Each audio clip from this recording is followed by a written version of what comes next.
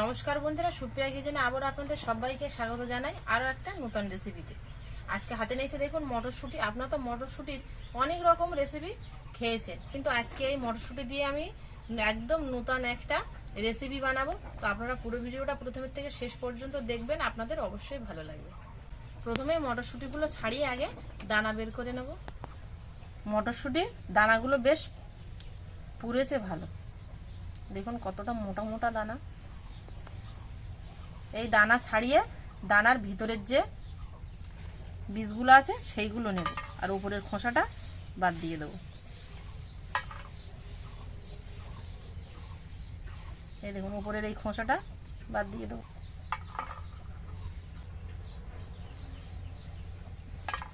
মটরশুঁটি ছাড়িয়ে এতটা দানা বেরিয়েছে দেখুন, একটাও কিন্তু ওপরের খোসা রাখিনি, সবগুলো ফেলে দিয়েছি। অনেকটা হয়েছে, এবার পরিষ্কার জল দিয়ে ভালো করে ধুয়ে নেব 4-5 বার। একটা জিনিস আপনাদের দেখাতেই ভুল হয়ে গেছে, ভিডিওটা আর উঠিনি। আপনাদের দাদা ক্যামেরা ধরছিল, ভুল করে ফেলেছে। মটরশুঁটিটা ধুয়ে তারপরে আমি হালকা একটু ঘিতে ভেজে নিয়েছি। ঘিতে ভেজে নিলে কিন্তু মটরশুঁটির যে কাঁচা গন্ধটা আছে না, সেই গন্ধটা চলে যাবে। তারপরে দেখুন এখানে একটা মিক্সার নিয়েছি, এই মিক্সারের মধ্যে দিয়েই আমি মটরশুঁটিটা এবার পেস্ট করে নেব। তো আমি যেভাবে ঘিতে ভেজে নিয়েছি মটরশুঁটিটা ছাড়ানোর পরে, আপনারা কিন্তু ঠিক একইভাবেই ঘিতে ভেজে নেবেন। ঘি না হয় সাদা তেলে ভাজলেই হবে। এর মধ্যে অল্প একটু জল দিয়ে পেস্ট করে নেব।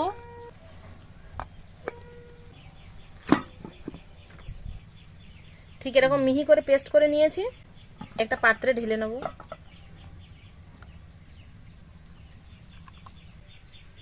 আমি মিক্সারে পেস্ট করে নিয়েছি, আপনারা কিন্তু শিলেও পেস্ট করে নিতে পারেন। আর জলের পরিমাণটা কম দেবেন, আমি একটু বেশি দিয়ে ফেলেছি তাই হালকা হয়ে গেছে।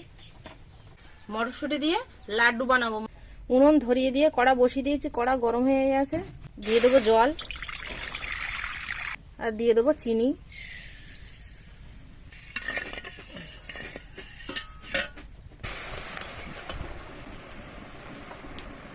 চিনির শিরাটা হয়ে গেছে, এবার এর মধ্যে পেস্ট করে রাখা মটরশুঁটি দিয়ে দেবো।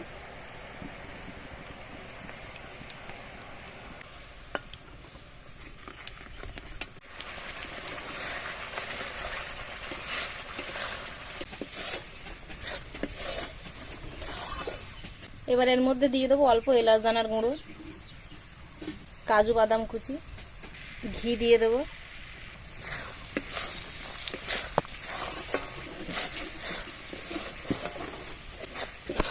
একদম লো আঁচে আস্তে আস্তে জাল দিয়ে শুকনো করে নেব।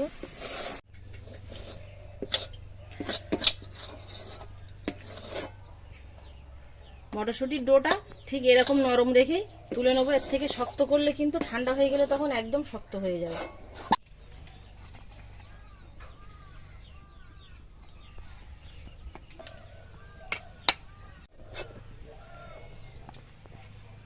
হাতে একটু ঘি মাখিয়ে নেব।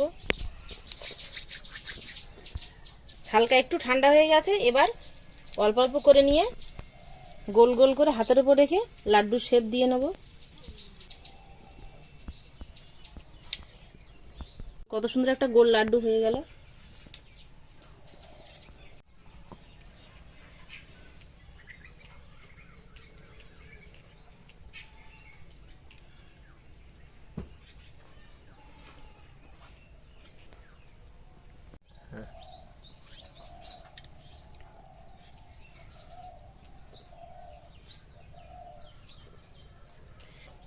এখনো গরম আছে হালকা, এই গরম অবস্থায় পাক দিয়ে নিতে হবে।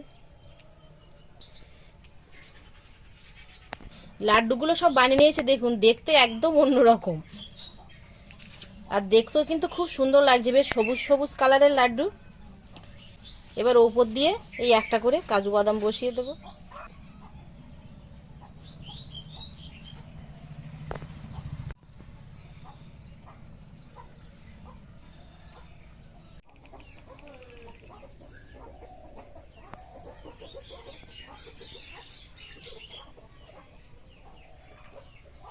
লাড্ডুগুলো দেখতে এত সুন্দর লাগছে, খেতেও কিন্তু ভীষণ ভালো হয়।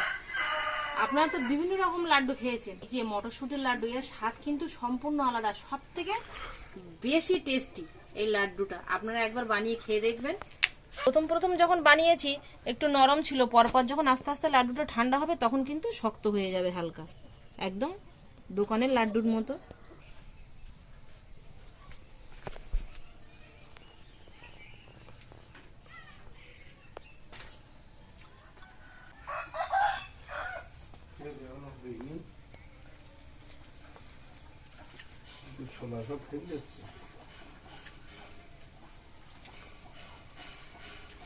লাড্ডুটা দারুণ লেগেছে, একদম সম্পূর্ণ আলাদা স্বাদের। এই লাড্ডুটা আপনারা নরম অবস্থায় রেখে অনেকদিন খেতে পারবেন ফ্রিজে রেখে রেখে। কিন্তু আপনারা যদি মনে করেন যে আরো বেশি সময় রাখবো, তাহলে এই ডোটা আর একটু শক্ত করতে হবে, মানে ডোটার থেকে যেন ঘিটা ছাড়া ছাড়া ভাব হয়, এরকম শক্ত করে যদি আপনারা ডোটা নামিয়ে দলা পাকিয়ে রেখে যান, তাহলে 1 থেকে 1.5 মাস এমনি ফ্রিজে রাখতে হবে না, 1 থেকে 1.5 মাস আপনারা এমনি রেখে রেখে খেতে পারবেন। আমার এই মটরশুঁটির লাড্ডু কেমন হলো অবশ্যই কিন্তু আপনারা কমেন্টে জানাবেন। আর আপনাদের যদি ভালো লাগে তাহলে আপনারা এই সুপ্রিয়া কিচেনের চ্যানেলটি অল বেল আইকন সমেত সাবস্ক্রাইব করে আমার পাশে থাকবেন। এতক্ষণ আমার সঙ্গে থাকার জন্য আপনাদের অনেক অনেক ধন্যবাদ। আবারও দেখা হচ্ছে পরে নতুন কোনো রেসিপিতে। ততক্ষণ আপনারা সবাই ভালো থাকবেন ও সুস্থ থাকবেন।